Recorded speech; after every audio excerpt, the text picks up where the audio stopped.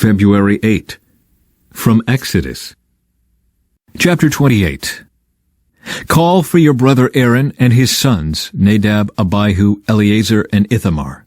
Set them apart from the rest of the people of Israel, so they may minister to me and be my priests. Make sacred garments for Aaron that are glorious and beautiful. Instruct all the skilled craftsmen whom I have filled with the spirit of wisdom. Have them make garments for Aaron that will distinguish him as a priest set apart for my service. These are the garments they are to make: a chest piece, an ephod, a robe, a patterned tunic, a turban, and a sash. They are to make these sacred garments for your brother Aaron and his sons to wear when they serve me as priests. So give them fine linen cloth, gold thread, and blue, purple, and scarlet thread. Design of the ephod. The craftsman must make the ephod of finely woven linen and skillfully embroider it with gold and with blue, purple, and scarlet thread. It will consist of 2 pieces, front and back, joined at the shoulders with 2 shoulder pieces. The decorative sash will be made of the same materials, finely woven linen embroidered with gold and with blue, purple, and scarlet thread. Take 2 onyx stones and engrave on them the names of the tribes of Israel. 6 names will be on each stone, arranged in the order of the births of the original sons of Israel. Engrave these names on the 2 stones in the same way a jeweler engraves a seal. Then mount the stones in settings of gold filigree. Fasten the 2 stones on the shoulder pieces of the ephod as a reminder that Aaron represents the people of Israel. Aaron will carry these names on his shoulders as a constant reminder whenever he goes before the Lord.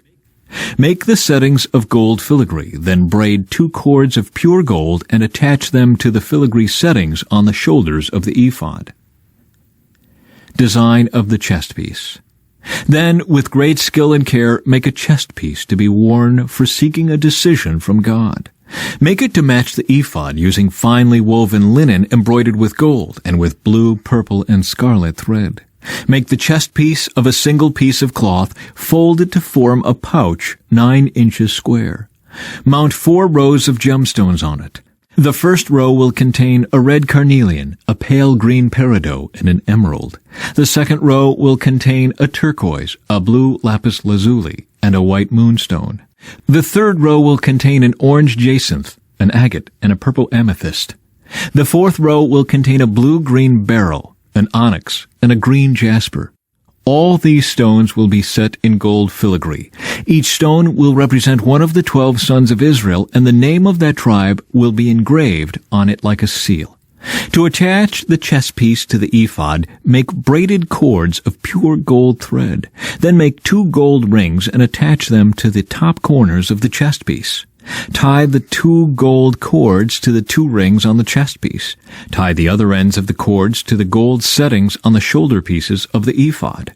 Then make 2 more gold rings and attach them to the inside edges of the chest piece next to the ephod. And make 2 more gold rings and attach them to the front of the ephod below the shoulder pieces, just above the knot where the decorative sash is fastened to the ephod. Then attach the bottom rings of the chest piece to the rings on the ephod with blue cords. This will hold the chest piece securely to the ephod above the decorative sash. In this way, Aaron will carry the names of the tribes of Israel on the sacred chest piece over his heart when he goes into the holy place. This will be a continual reminder that he represents the people when he comes before the Lord. Insert the Urim and Thummim into the sacred chest piece so they will be carried over Aaron's heart when he goes into the Lord's presence. In this way, Aaron will always carry over his heart the objects used to determine the Lord's will for his people whenever he goes in before the Lord. Additional clothing for the priests. Make the robe that is worn with the ephod from a single piece of blue cloth, with an opening for Aaron's head in the middle of it. Reinforce the opening with a woven collar so it will not tear.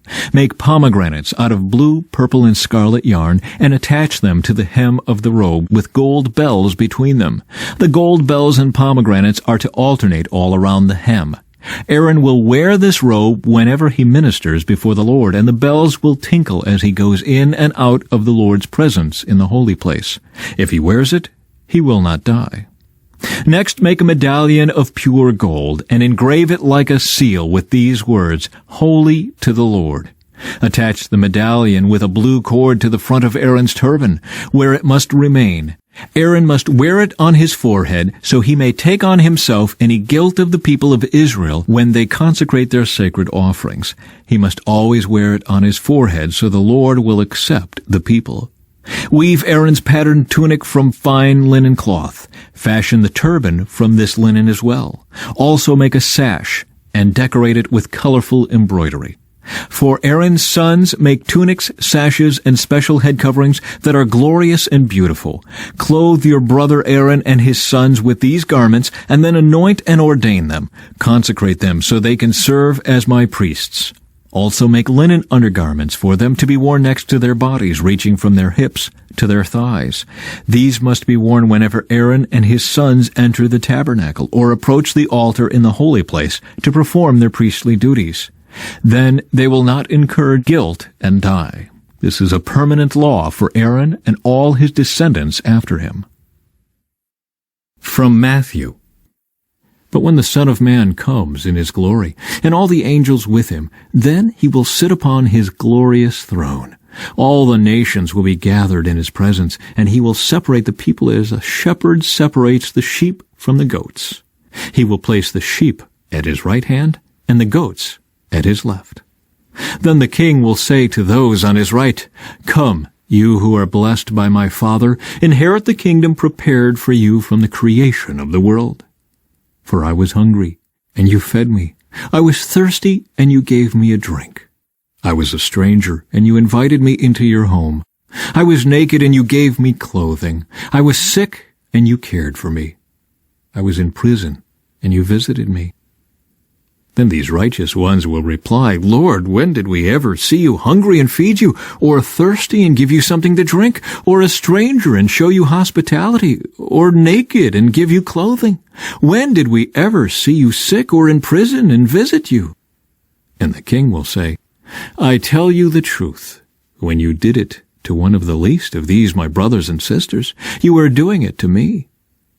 Then the king will turn to those on the left and say, Away with you, you cursed ones, into the eternal fire prepared for the devil and his demons. For I was hungry, and you didn't feed me.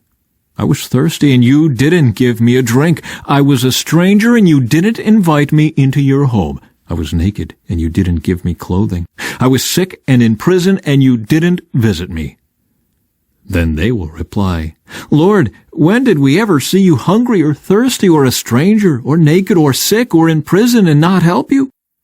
And he will answer, I tell you the truth, when you refused to help the least of these my brothers and sisters, you were refusing to help me. And they will go away into eternal punishment, but the righteous will go into eternal life. When Jesus had finished saying all these things, he said to his disciples, As you know, Passover begins in 2 days, and the Son of Man will be handed over to be crucified. At that same time, the leading priests and elders were meeting at the residence of Caiaphas, the high priest, plotting how to capture Jesus secretly and kill him. But not during the Passover celebration, they agreed, or the people may riot. Jesus anointed at Bethany. Meanwhile, Jesus was in Bethany at the home of Simon, a man who had previously had leprosy. While he was eating, a woman came in with a beautiful alabaster jar of expensive perfume and poured it over his head. The disciples were indignant when they saw this. What a waste, they said. It could have been sold for a high price and the money given to the poor. But Jesus, aware of this, replied, Why criticize this woman for doing such a good thing to me? You will always have the poor among you, but you will not always have me. She has poured this perfume on me to prepare my body for burial. I tell you the truth, wherever the good news is preached throughout the world, this woman's deed will be remembered and discussed. From Psalms. Have mercy on me, Lord, for I am in distress. Tears blur my eyes. My body and soul are withering away. I am dying from grief. My years are shortened by sadness. Sin has drained my strength. I am wasting away from within. I am scorned by all my enemies, and despised by my neighbors. Even my friends are afraid to come near me. When they see me on the street, they run the other way. I am ignored as if I were dead, as if I were a broken pot. I've heard the many rumors about me, and I am surrounded by terror. My enemies conspire against me, plotting to take my life. But I am trusting you, O Lord, saying you are my God. My future is in your hands. Rescue me from those who hunt me down relentlessly. Let your favor shine on your servant. In your unfailing love, rescue me. Don't let me be disgraced, O Lord, for I call out to you for help. Let the wicked be disgraced. Let them lie silent in the grave. Silence their lying lips, those proud and arrogant lips that accuse the godly. From Proverbs. I, wisdom, live together with good judgment. I know where to discover knowledge and discernment. All who fear the Lord will hate evil. Therefore I hate pride and arrogance, corruption and perverse speech.